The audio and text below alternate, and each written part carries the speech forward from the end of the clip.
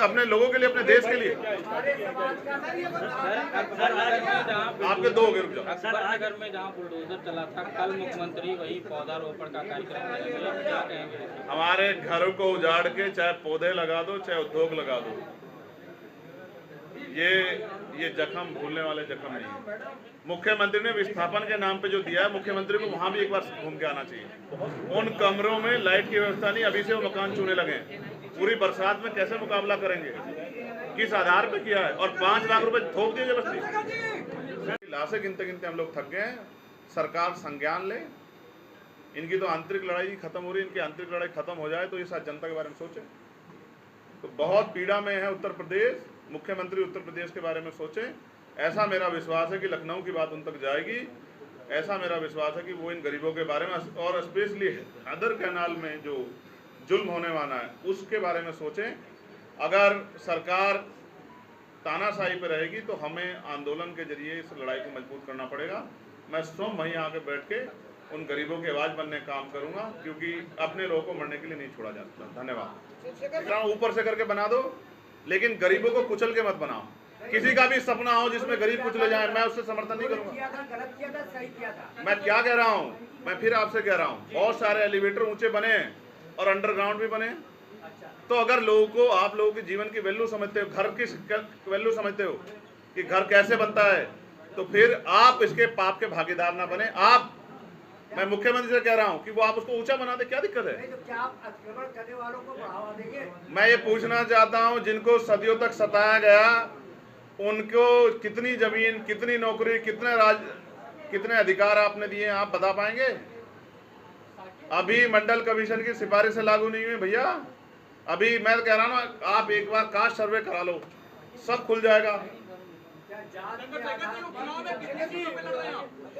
Azad Samaj party Uttar Pradesh के सभी को लड़ो। हमारे प्रदेश अध्यक्ष जी कह रहे हैं और हमारे प्रदेश महाराज की वो सभी सीटों पे बहुत मजबूत लड़ेंगे।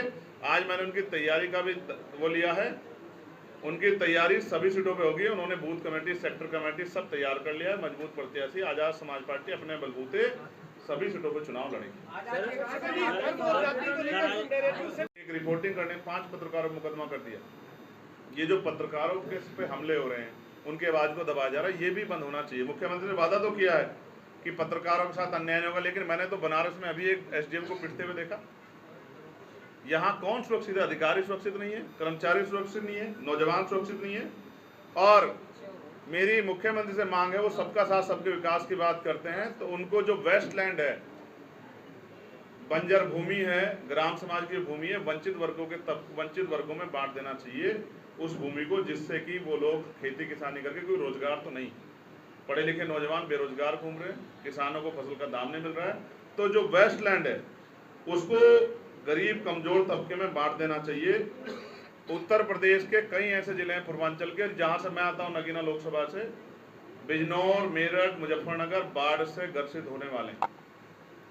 सरकार चाहे तो उन लोगों की जीवन को सुरक्षित कर सकती है। बहुत लोगों की जाने जाती है, बहुत फसलें उजड़ जाती है, मुआवजे के नाम पे चंद सिक्के दिखाए जाते हैं। मैं आग्रह करूंगा मुख्यमंत्री जी से कि नींद से जाके मुख्यमंत्री जी सुन लीजिए, गरीबों को, किसानों को, मजदूरों को सुन लीजिए। और एक बहुत इंपॉर्टेंट विषय है जिस पे आज चर्चा आपको मुझे करनी है, उसके लिए मैं वहाँ से यहाँ चल के भी आया हूँ। भारत का संविधान किसी भी तरह के भेदभाव को अस्वीकार करता है, लेकिन मेरे पड़ोस के ज़िले में जिस तरह से ठेली दुकान वालों को नाम और जाति, अब हमें जाति से कितने दिन हो गए बचते हुए, क्योंकि जाति के आधार पर शोषण होता है, उससे हम बचते हैं। धर्म के आधार पर जो शोषण होता है उससे बचते हैं, उसके लिए हम आवाज़ उठाते हैं। लेकिन ये जो किया जा रहा है, ये ना न्याय संगत है, ना कानून संगत है, ना ही संवैधानिक मर्यादाओं के अनुसार ठीक। तो मेरी मुख्यमंत्री से मांग है, अगर आपके अधिकारी बेलगाम होंगे तो उन पर लगाम लगा लो, और अधिकारी बेलगाम नहीं, आपका प्रोजेक्ट है तो आप इसको ऐसा ना करो। क्योंकि कावड़ियों के लिए बहुत सारी व्यवस्था की गई, लेकिन हमारे यहाँ बहुत तरह के लोग रहते हैं। कावड़ियों की आड़ में कोई असामाजिक तत्व जब चिन्हित होगी दुकान कि ये रहीम की दुकान है या ये राम की दुकान है, किसी भी दुकान कोई बड़ी अप्रिय घटना कर सकता है, पूरे क्षेत्र में सांप्रदायिक तनाव हो सकता है, कोई अप्रिय घटना घट सकती है। हमें अपने प्रदेश की फिक्र है, अपने लोगों की फिक्र है, इसलिए हम मुख्यमंत्री से मांग करते हैं ऐसे बेलगाम अधिकारियों पे लगाम लगाएं। और अगर ये आपकी योजना हो तो कृपया ऐसी योजनाओं पे दोबारा पुनर्विचार ना करें। ये योजनाएं प्रदेश को खंडित करने के लिए हैं। जाति धर्म में बटे हुए समाज को जोड़ के संविधान ने इकट्ठा किया था। आप बात करते हो अखंड भारत की और अपने अपने प्रदेश में इस तरह की चीजें कर रहे हो, बांटने का काम कर रहे हो, ठीक नहीं है। तो मैं ऐसी जो भेदभाव करती है धर्म और जाति के आधार पर, इन सारी चीज़ों को, सारे जो है योजनाओं का को कंडम करता हूँ और ऐसे अधिकारियों पे लगाम लगाने की और पुनः ऐसी चीज़ें ना हो, इसके लिए मुख्यमंत्री से मांग करता हूँ। और जो उत्तर प्रदेश की कानून व्यवस्था दम तोड़ चुकी है, अब वो तो मैं ये भी नहीं कह सकता कि राम भरोसे। एक सेकंड दे दीजिए बस। जांच कहाँ गई और इतने लोग मर गए, उसका जवाब कौन देगा? और सबकी जानकारी भी नहीं हुई और ऐसी दोबारा घटना ना, क्या है आपका इंतजाम इस पे? बस जो लोग आवाज उठाने की आवाज दबाना चाहते, ये सही नहीं है। इसलिए मैं कानून व्यवस्था दम तोड़ चुकी, कानून व्यवस्था ध्वस्त हो चुकी कानून व्यवस्था पे मुख्यमंत्री का ध्यान आकर्षित करता हूं। सब कुछ है, फिर भी दलितों को का दमन हो रहा है, पिछड़ों का दमन हो रहा है, आदिवासियों का दमन हो रहा है, मुसलमानों का, न्याय पसंद सभी जाति धर्म के लोगों का, महिलाओं का शोषण हो रहा है, हत्या हो रही, रेप हो रही है। क्या कमी है आपके पास? ऐसा थोड़े कि एक दिन के मुख्यमंत्री, आपको तो देखो कितना लंबा 7वां 8वां साल लग गया सर, अब तो कुछ करके दिखा दो।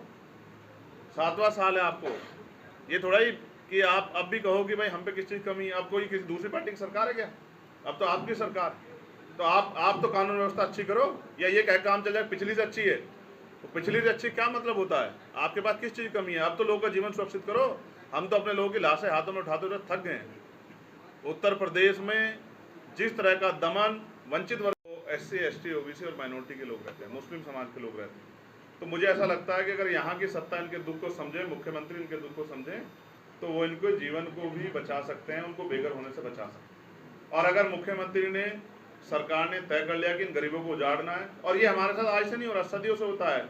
जब भी हम अपने पैरों पर खड़े होते हैं, कुछ तैयार करते हैं, तभी हमारी कमर तोड़ दी जाती है, अवैध बता के, गलत बता के। ये सारी जमीनें सरकारी, सरकार चाहे तो इन जमीनों को गरीबों को, जिन लोगों ने उन पर इतने दिन मेहनत की है, उनको दे के और इनके जीवन को बचा सकती है, उनको टूटने से बचा सकती है। लेकिन मुझे ऐसा लगता है कि सरकार इस पर ध्यान नहीं दे रही है।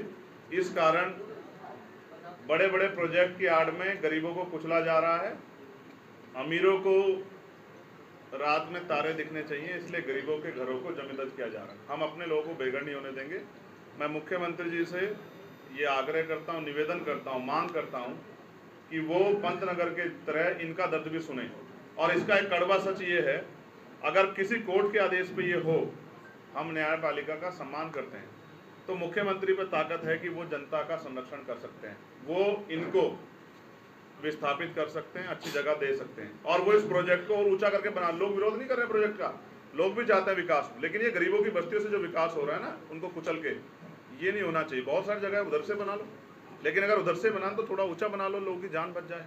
और अगर ऐसा नहीं करते तो ये स्पष्ट हो जाता है कि उनका अंतिम उद्देश्य इन लोगों को उजाड़ने का है, और हम अपने लोगों को उजाड़ने नहीं देंगे।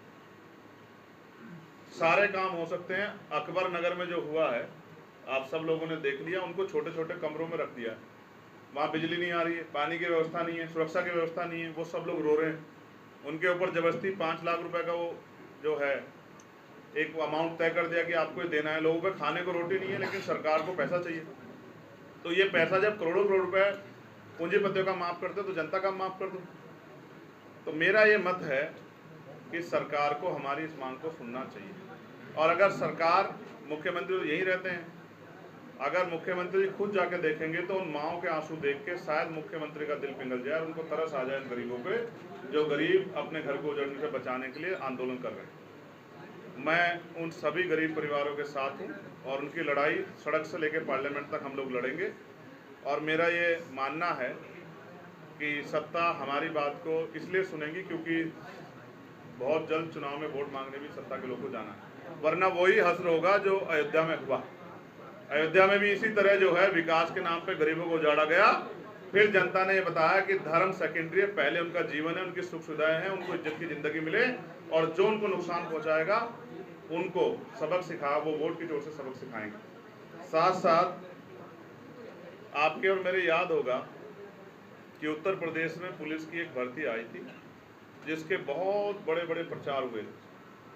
लाखों बच्चों ने, लगभग 66 लाख बच्चों ने फॉर्म भरा था। बड़ी नौकरी की व्यवस्था होने वाली थी, सब लोग परेशान खुश थे कि नौकरी आ गई है।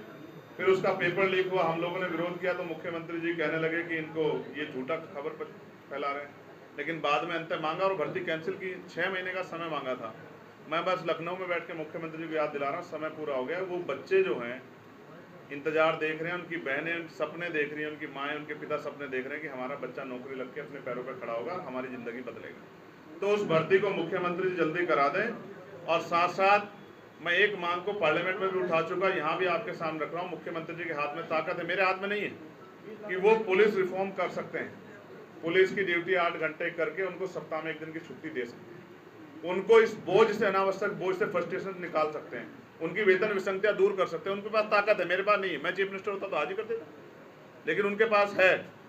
वो उनकी बॉर्डर स्कीम से उनको निजात दिला सकते हैं, क्योंकि छुट्टी भी अगर मिल गई तो 500 किलोमीटर जब तक घर पहुंचेगा इतना तो छुट्टी का डे ही खत्म हो जाएगा। पत्रकारों पर